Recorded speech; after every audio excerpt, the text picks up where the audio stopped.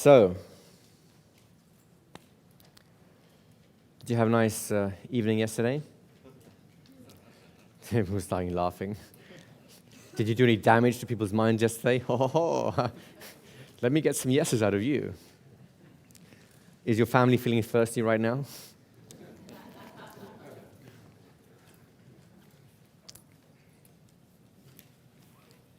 Yesterday we spent a lot of time focusing on the mindset that makes hypnosis more powerful.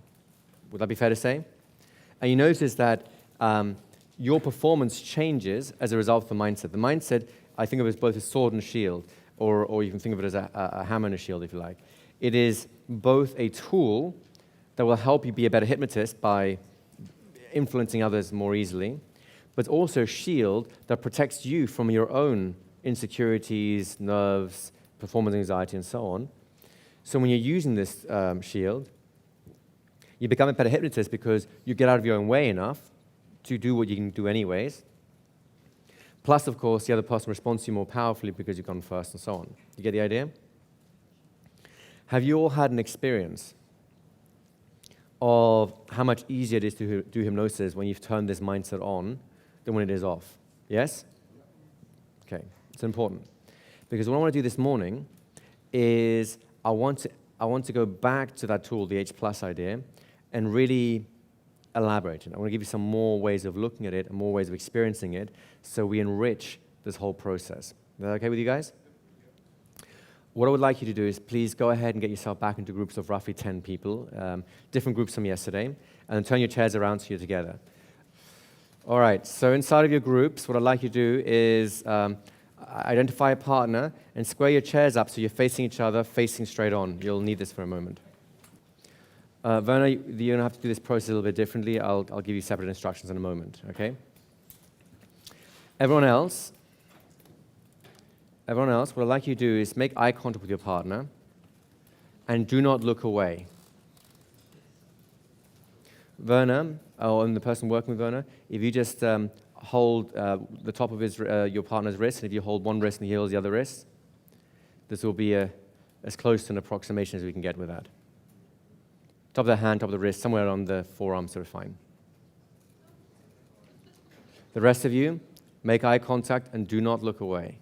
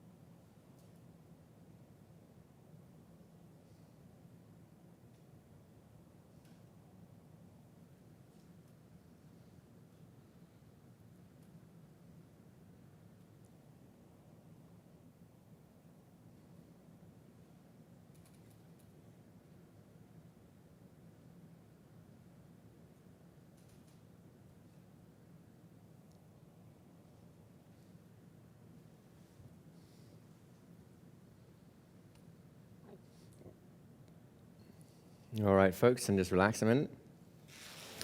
Let's make a little bit of space in the middle here. Jakob, can you grab a mic? All right, guys.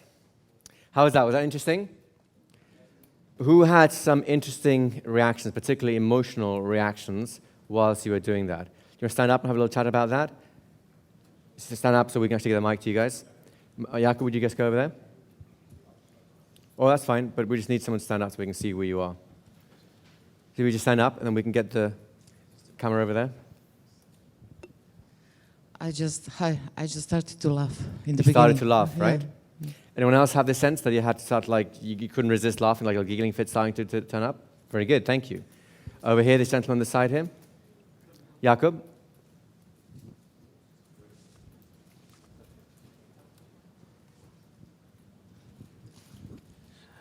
In the beginning, it was uncomfortable, but after a while, I thought, okay, I will survive. Thank you. And then I relaxed, and it was easy. Thank you. So that's another one. So in the beginning, anyone else feel some pressure developing that might have been uncomfortable? And at some point, that pressure may or may not have popped.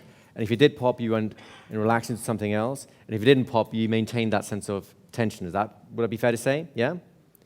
What kind of other things did you notice? Was that it? A hazing over, so you looked at the eyes and you looked at their face and it started distorting in some way. Did you get visual distortions happening already? Yeah? Did anyone here notice the partner's face maybe started looking older or younger?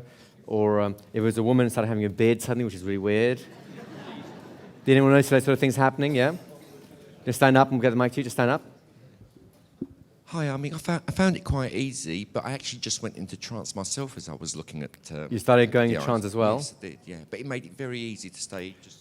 So in other words, continue. when you went into a trance, you didn't feel all this other stuff that we're talking about, No. correct? Yeah. Very good. Thank you for that. This lady in the back here, we'll come to you in a minute. In the beginning, I found it just a little bit uncomfortable and embarrassing, looking so intently at a gentleman that I had only met 2 seconds ago. Right. Right. And then I said, I'm a master hypnotherapist, and I'll play that role. And then it became easy. Very good. I like that very much. It's a great mindset. And over here, would you stand up for him so we can find you? You make a little bit of space so Jakob can come through, guys. Just make a little bit of space here behind you. Make a little bit of space.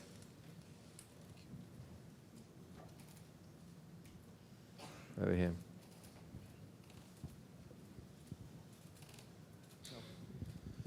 Yeah, normally I'm not allowed to look at this beautiful lady. Just now it made me very relaxed that I could staying and looking at her. Yeah? That's very good. Felt good. Excellent. Yeah. So, okay. May I react to that? Sure. Because Absolutely.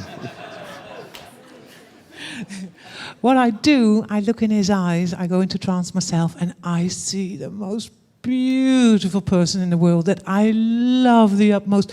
Gives me good feelings. Very good. That's it, really. So let's have a little chat about what's going on here, shall we? Eye contact is something that is built into our biology. Believe it or not, the eyes are the only parts of the brain that are visible in the outside world. If you watch, if you look at a fetus developing, these little tentacles come right out of the brain when it starts developing. Those are the optic nerves, and then the end of those tentacles become the retina, which then turns into the whole eyeball. So when you're looking at someone's eyes, you're literally looking at their brain. Whilst you're looking at the eyes, you'll also see a lot of information about how their brain is processing things. You notice that some people, who noticed this, the tendency people had to do this once you were staring at them, even though the instruction was, do not look away. They're looking. All right, forces someone to look again. And anyone have noticed that sort of thing happening? Yeah? So what's going on here is, when the mind is erratic, the eyes will be erratic. When the mind is calm, the eyes will be calm, as a general rule. So you can actually see a lot of the people's mental state from their eyes. Another thing that the eyes do is, they're very important to us as a biological being. Most of our processing space in the brain is dedicated to visual processing.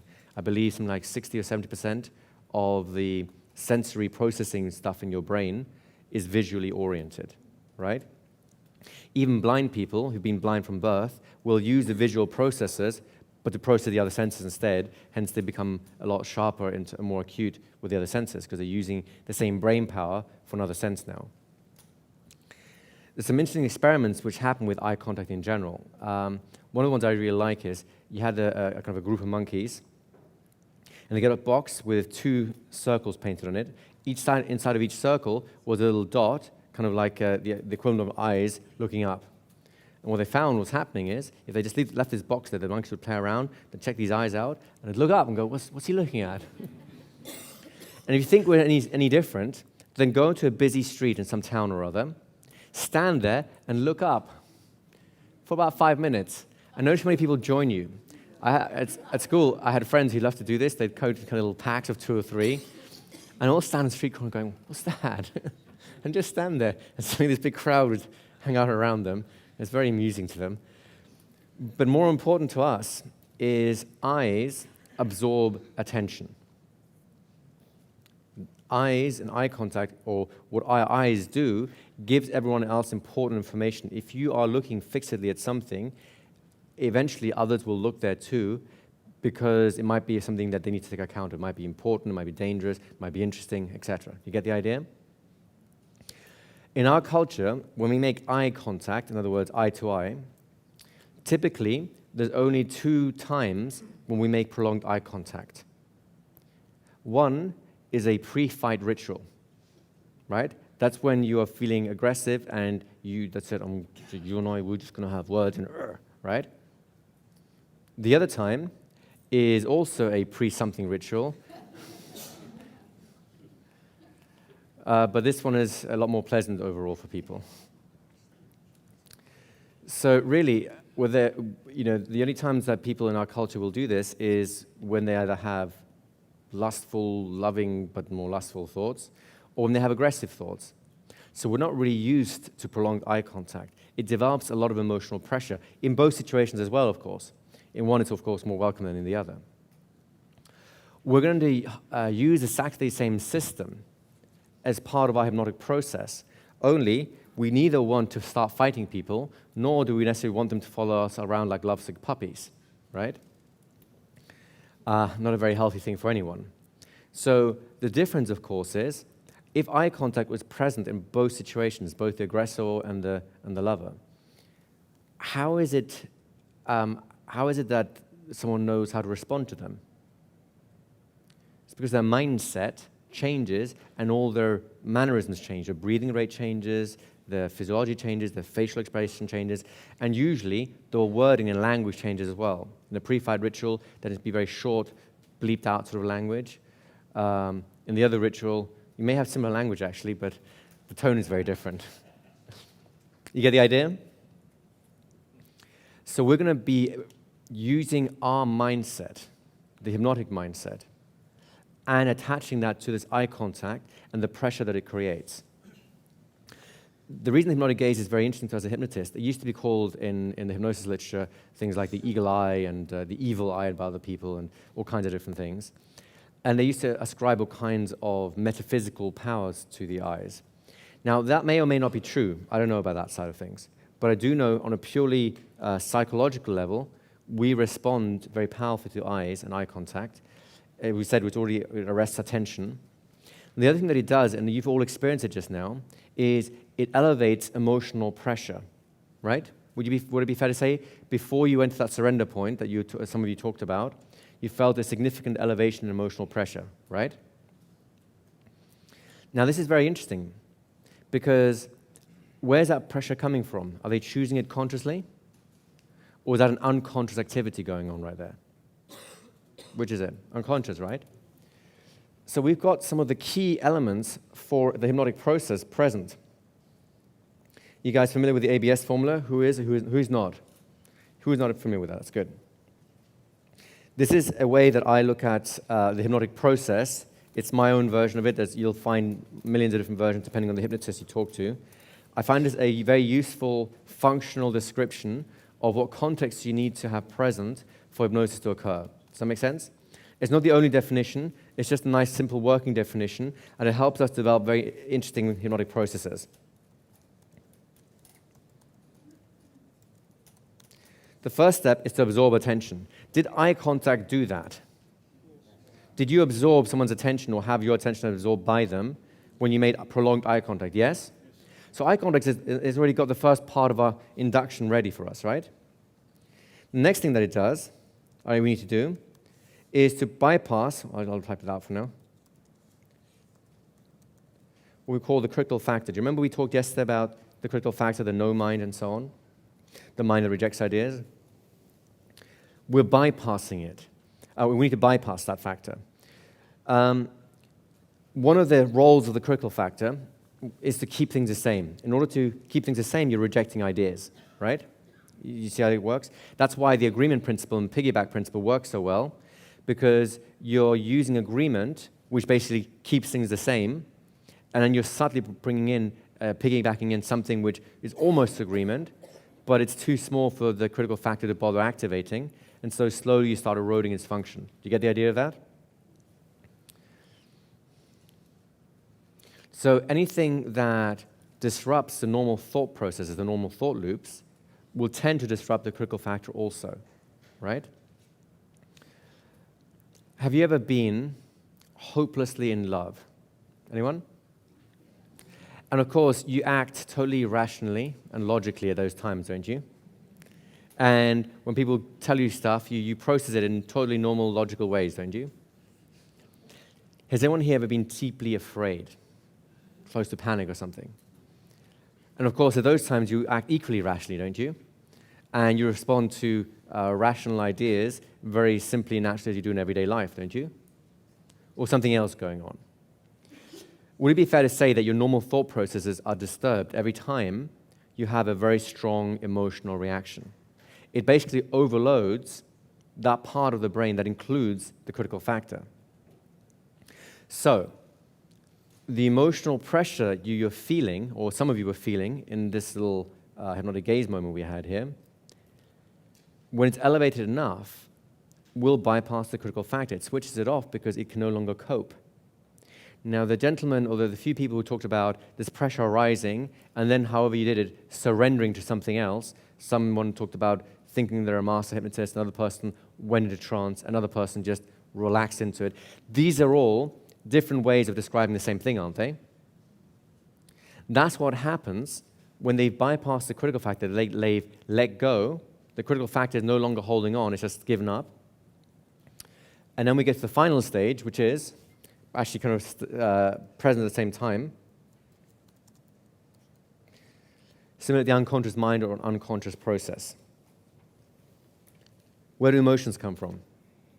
The conscious or the unconscious? Right. So if you have a strong emotion present, do you have the unconscious mind stimulated? Right? So with the hypnotic gaze, you're simultaneously doing all three steps of the ABS formula. Do you see how that works? Now let's talk a little bit about some of the stuff that you saw happening. The blinking, the looking away, the sense of giggling, the wanting. Did anyone notice that the blinking rate started increasing? Hands up. Right?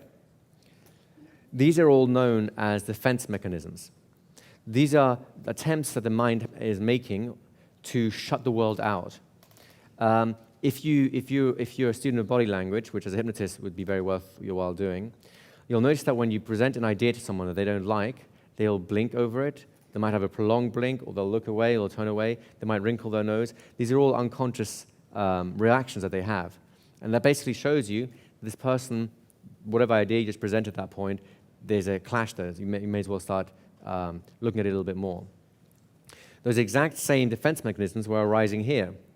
The emotional pressure, the looking away, the increased blinking reflex, or the prolonged long blinks, right? Maybe some wrinkling of the face, the desire to pull away. You get all these sort of things? How many people had some variation of what we've just been talking about? Hands up. Excellent. Now, if you get too much of this, the person will be tipped into fight or flight, right? If you have just enough of this, it'll overload the critical factor, it'll overload the conscious loops that normally run, and you go straight into the gateway of hypnosis. So the secret then is, how do you create that context in a way that's friendly enough that the other person doesn't get scared and run away or punch you on the nose, right? Unless you enjoy being punched on the nose, in which case, there's not much I can say about that. Yeah. So there's two things we need to do. One, we need to give them an unconscious context. And two, is give them a conscious context to allow them to process or interact with you in a way that is going to be beneficial to them, right? We're going to start off with the unconscious context. And 90% of the time, this will be enough. On occasion, you will also need to create a conscious context, which we'll come on to in a moment. Get the idea? I'd like you to face the same partner that you started off with. So we're going to begin this exercise by having one person in your group. One person put your hand up in the air, please. Just one person in each partnership. You're now the hypnotist. Okay, you're now the hypnotist. The other person will be the subject first of all, and you'll switch roles. I'm just going to guide you guys through the same process twice. It's just so you know who's doing what, right? So, hypnotist, please close your eyes. Other person, just do whatever you want. Silence is going to be important in this one. So hypnotists, please close your eyes. And what I'd like you to do is just take a few moments to just allow your attention to settle in.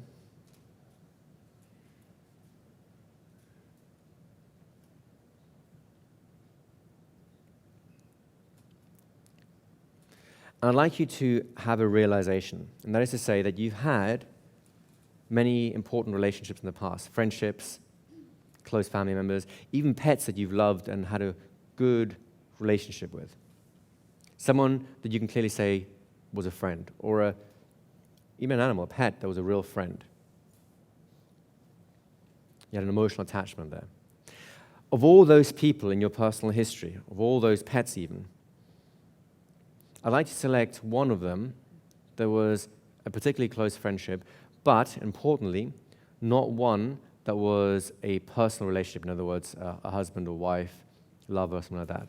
In other words, a more platonic sort of relationship. Of all the people in your life that you've been close to, had a good friendship with, I'd like to select one that was clearly just a friendship, no romantic interest there at all. I'd like you to recall this person, the pet, the relationship that you had. And notice as you think about this person, or think about this pet, think about this relationship, that you begin to feel a certain way. It's that feeling of friendship, is it not? As you feel that friendship, I'd like you to immerse yourself in it enough that it begins to grow as a feeling, a glow inside your body. Because when it is strong enough, you'll be able to let go of the memory and allow that feeling to continue to grow. Now, that feeling might even have a color associated to it, something that makes the feeling more intense. Whether it does or not, allow the feeling to continue to grow so it's filling up your whole body, spreading to your arms, your legs, maybe even your head, your throat, your eyes. Eventually, you'll be able to let this feeling grow strong enough to kind of project out of you, as though there was this happy glow of friendship around you. When that happens, allow that glow to expand forwards to encompass the person in front of you.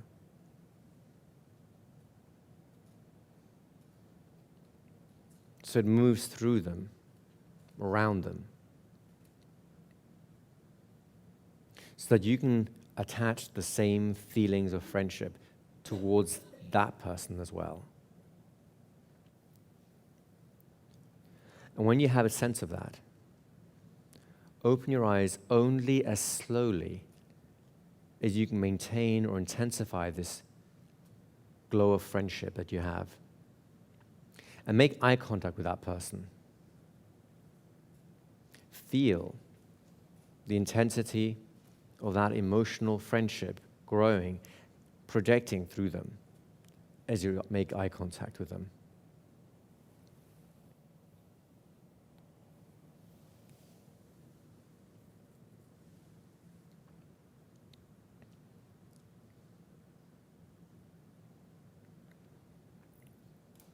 Open your eyes and look at your partner, and do not look away, but beam with the delight of that friendship. Feel as though something inside the person in front of you is as good and positive, as friendly as that friend you had long ago.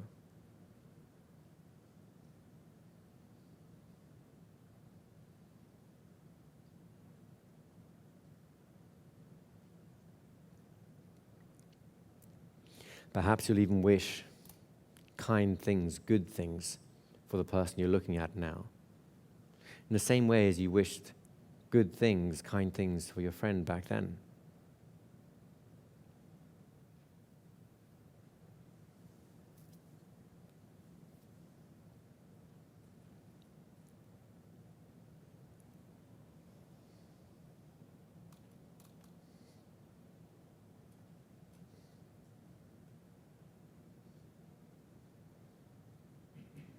Feel that kindness inside you, moving through you, around them, through them.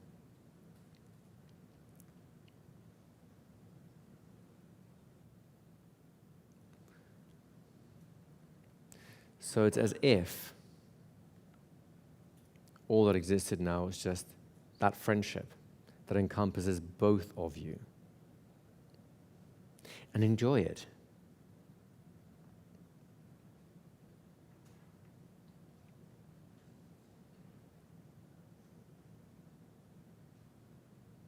Let whatever intensity arises, merely make this glow of friendship even stronger now.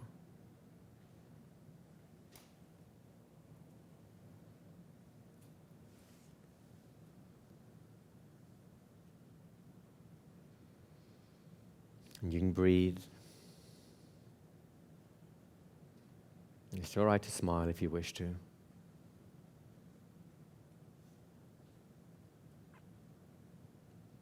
Notice how much more kindly your eyes feel.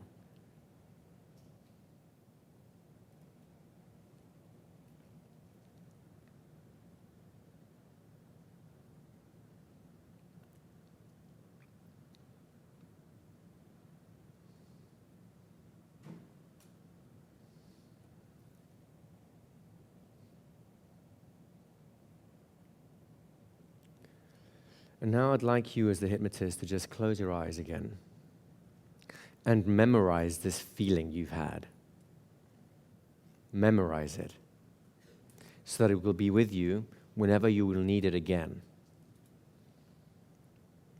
So you can access it thoroughly at any point you wish.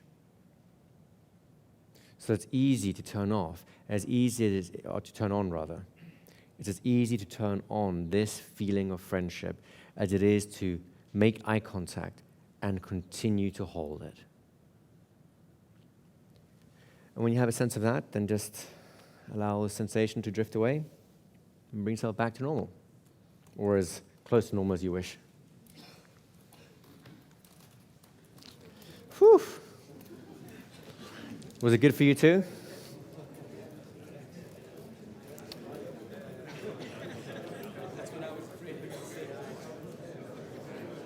Okay, guys, we're going to do the same thing again in the opposite direction now.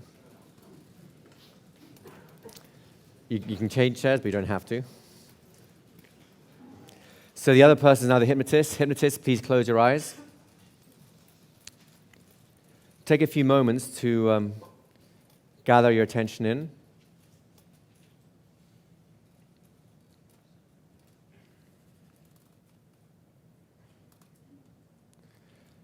Take a few moments to gather your attention in.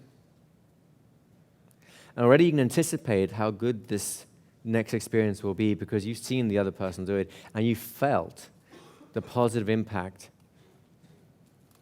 that you can have when someone does this with you. Which means you'll probably find it very easy to recall all kinds of pleasant friendships from your past.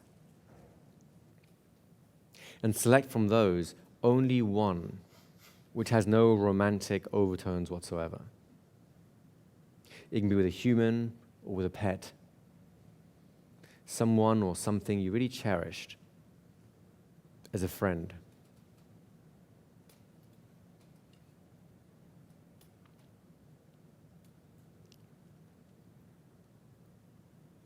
And you'll notice when you think about this person, already that glow of warm, good feelings is there. I wonder how much it will grow before you can allow the memory to recede and have that feeling continue to grow.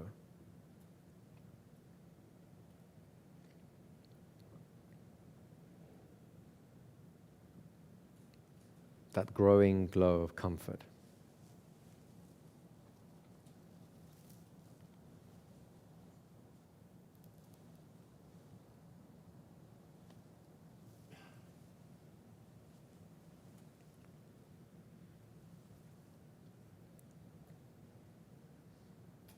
And notice that as soon as the memory goes, the glow can continue to spread throughout your body, your arms, your legs, up your throat into your head. And eventually, it will feel so good, it's as if it could just burst out of you, surround you in a happy glow, a glow of friendship. Maybe there's a color associated or not, it doesn't matter so much, as that this feeling will continue to spread out through you and over the person around you, opposite you. So that happy friendship, that glow, surrounds them, moves through them as it does through you.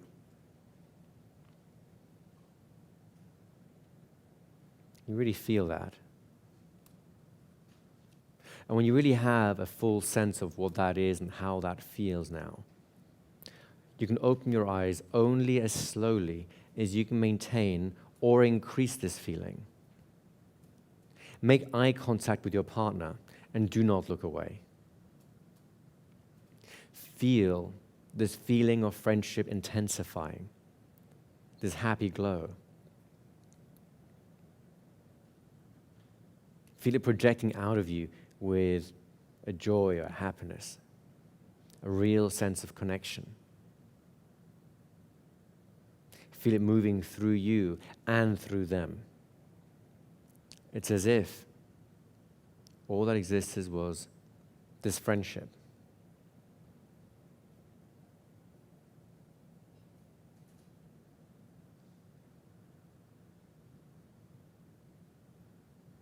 Notice that with eye contact, this happy glow, this feeling of friendship, just increases.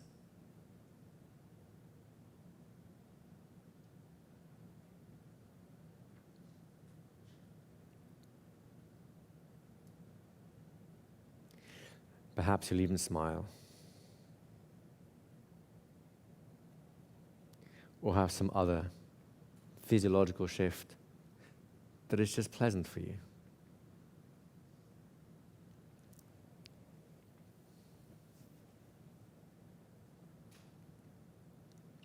And as with any friendship, it's okay to wish good things, kind things for them.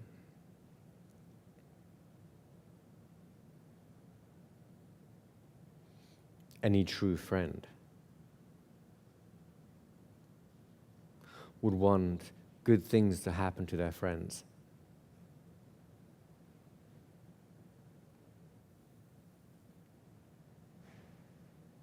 They would never think of forcing it on them.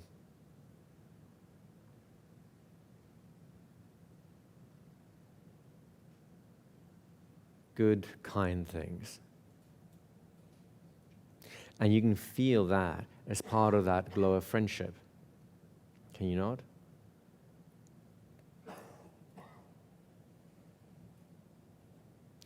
Because when you have a full sense of that, then you can close your eyes and fully memorize this feeling. Fully memorize it, thoroughly and completely, so that you have access to it anytime you should wish. So you can turn on this feeling of friendship, rapport, connection. And it's as simple as making eye contact with someone else and maintaining it in a friendly, relaxed fashion.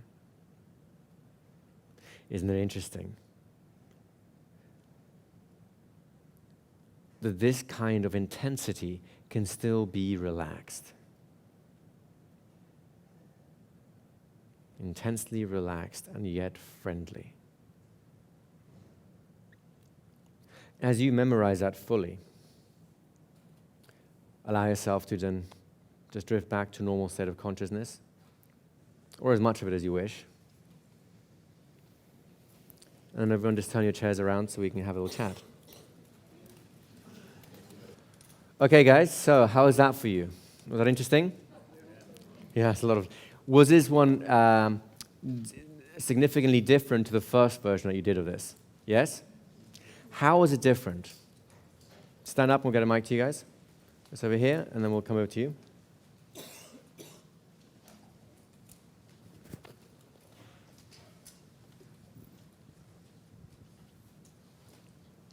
The first time around, it was like that hard stare was taking away from the person.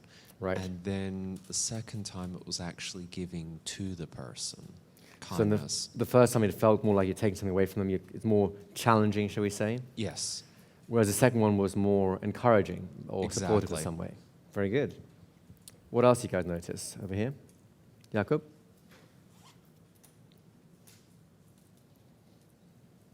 Stand up and we'll come up to you after. Yeah, the second time just was more comfortable. Much more comfortable, Yes. right? So why do you think that is? Is something in your attitude, once again, translating in terms of what you're doing? Notice how important your attitude is. I find it perplexing that many hypnosis courses focus so much on technique and so little on attitude, when attitude is actually so much more important than technique. Put together, of course, they're a power-punching duo, better than Batman and Robin. Another little geeky reference, eh? But if you're going to choose one of the two, I would choose the attitude, hands down. Go ahead. Yeah, it was just something I noticed. You prompted it on the second time when the second person was the hypnotist, but I was the hypnotist first. And I was very much aware, when I was looking, I was thinking, do you know, you're a really good bloke. I really wish you a long and happy life. Yeah. And on the second time, you actually said, perhaps you might want to do that. But I'd done that automatically on the first one. Yep. Strange. I suggested on the first one as well, just not as elaborately. But that's okay. It was all your idea. Shows how into it I was then. It just means you took the suggestions more fully, right? Anyone else to stand up? What I noticed is the breathing.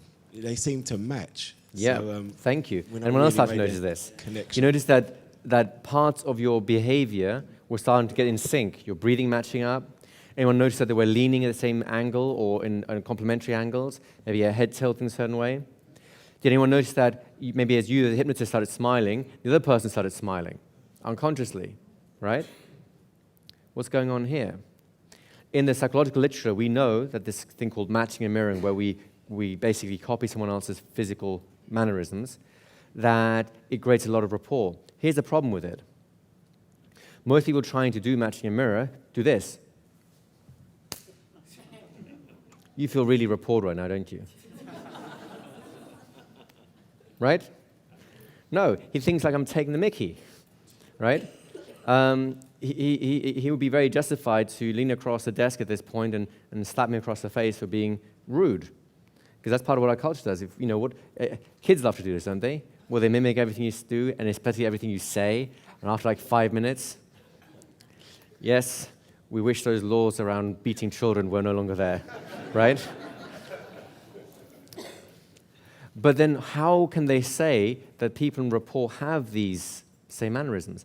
It's because it happens unconsciously. Once again, if the conscious mind tries to do something, we have the law of reverse effect. It does it in a clumsy, clunky way that becomes mimicking, not matching, or mirroring, whichever version you want to have. You get the idea? What you've just done is what I call the instant rapport technique. We've added that to the idea of the eye contact just to give it the extra bit of juice. But notice how by doing that, you automatically start this matching and mirroring process. As far as I'm concerned, matching and mirroring is something you don't practice. You just spot when it happens, and it's a signpost that says, well done, you're here. Do you get the idea? Thank you for that. What else do you guys notice? Stand up.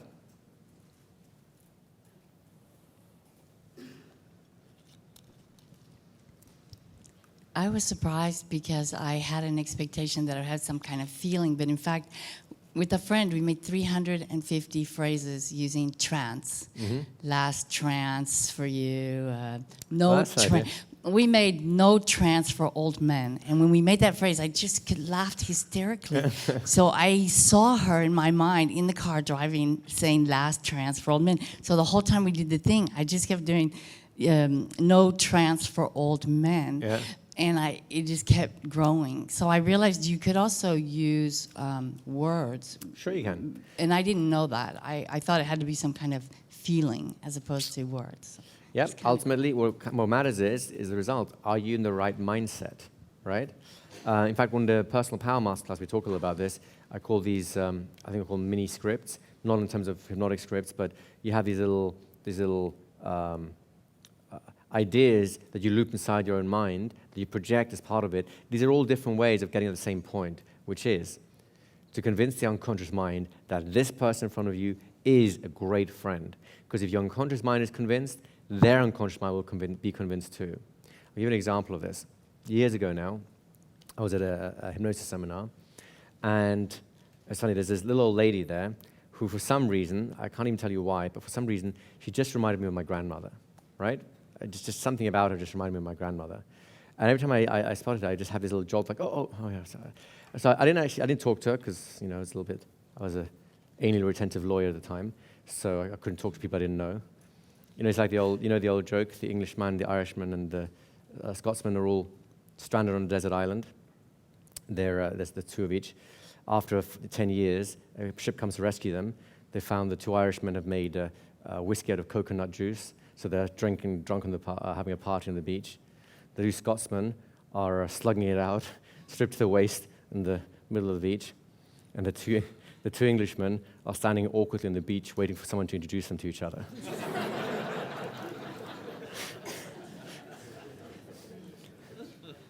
That was me, right? But then the weirdest thing happened. This is like a 5-day program or so. Around about day 3 or so, she comes up to me and says, "Have we met before?" I said, "No, I'm sure we haven't." She goes, "Did you go to this seminar?" No. "Were you about this?" No. And she reels off, 10 years history of places she's been in. People have said, "You must have been in one of these places." I said, "No, I'm sorry, I wasn't." But she was convinced we knew each other. And I think the reason for that is because I had this, and I don't even know why, I had this sense of connection, because she reminded me so much of my grandmother, that unconsciously she just convinced we must know each other because she had the same sense of familiarity. So we are sending out these unconscious signals constantly. We're kind of sub-communicating them, kind of like a submarine sends out these little sonar pings. You might not be able to see them consciously, but there is instrumentation that will be aware of them. And depending on what pings are going out, you'll depend on what pings come back. So as hypnotists, we've got to be very careful about what we're sending out, what we're pinging out from our submarine, because that's how the environment around us will respond to us as well. So the instant rapport technique does many things. Of course, it builds an instant rapport, but also, as we looked at over here, it automatically actions the 3 stages, the ABS formula, the 3 stages for creating a hypnotic context, does it not? And rather than triggering them down the fear path or the romantic path, both of which are not appropriate for any kind of hypnotic context, you just trigger this whole sense of friendship and so on. And that gives them an unconscious cue that it's okay to relax. It's okay to just fall back and enjoy this trance. And wasn't that much more pleasant for you as subject this time around compared to the previous time? It still felt as intense, didn't it? But it was a more pleasant version of intense. Now that you've done this, you should realize on a different level what I meant yesterday when I said hypnosis is anything but a casual relationship.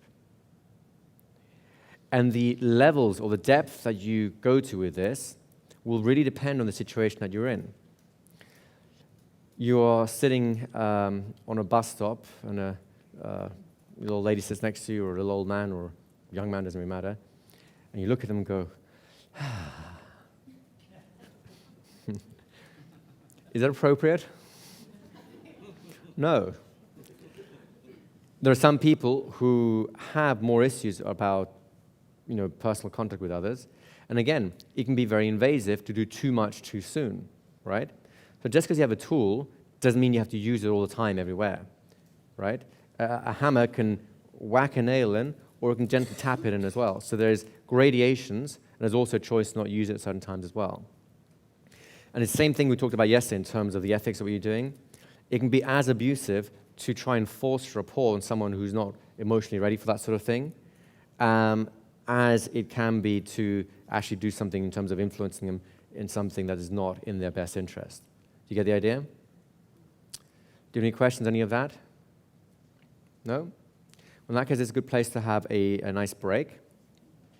Let's take 15 minutes. Let's be back here at 10 to...